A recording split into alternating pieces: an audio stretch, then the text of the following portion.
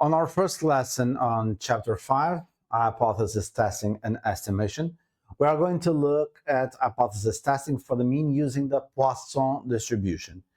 If we finished the last chapter, and if basically all of the last chapter was based on the binomial distribution, we are going to start here with situations in which the Poisson Distribution is used instead. Okay, but everything that you've learned in chapter 4 is still valid here. Is just a test that you are going to produce. The hypothesis test that you are going to produce is going to be done using the Poisson distribution. So again, as usual, what will you need? You need the null hypothesis to make this test. You need the alternative hypothesis and the significance level. And we use the Poisson distribution to carry out the hypothesis test at that significance level and reach a conclusion. Basically, same thing that you have done in the previous chapter using the binomial distribution.